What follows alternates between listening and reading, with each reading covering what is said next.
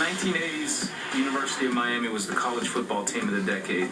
In the 1990s, the Dallas Cowboys were the professional football team of the decade.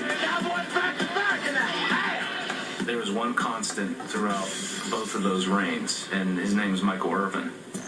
After 2 straight losing seasons, the Cowboys needed a playmaker. So in the 1988 draft, they called on the Playmaker. After the Cowboys had been so bad for a couple of years, Michael Irving blew into that building, and I remember Tex Schramm saying, well, with this kid, we've just accelerated our return to the living.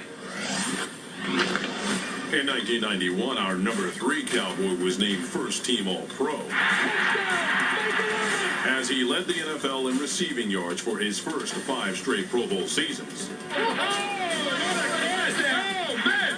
The Playmaker was equally entertaining after the catch. He had a swagger coming out of Miami that was magnified in Dallas. Showtime!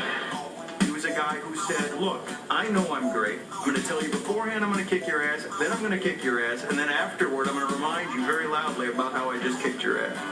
Who do you think it is? Michael Irving! Make plays! Make plays, baby!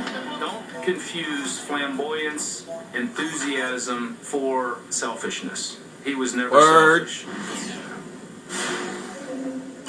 The most remarkable thing about Michael is he knew there were nights Michael was still out on the street at 2 or 3 in the morning. Hi, having fun. Aloha. And yet Michael would be in at 5:30 in the morning working out, and you say to yourself, when in the world does he sleep? Is it Michael Irving or Michelangelo? He was the hardest worker on his team. For every day he wore a Dallas Cowboy uniform. He basically showed this team how to work. He showed this team how to win. It was the off season, and on the field, Michael Irving by himself running routes. And I'm watching this guy through the window. He throws up, he sits there for a while, he's back on that line. He ran about 10, 15 more routes. His work ethic was, you couldn't match it. Every time I trained to the point of exhaustion and I couldn't go any farther, I would say, now, are you a Hall of Famer or not? In 2007, our number 3 Cowboy was inducted into the Hall of Fame. But even with a spot in Canton, not everyone agrees with his spot on our list. Michael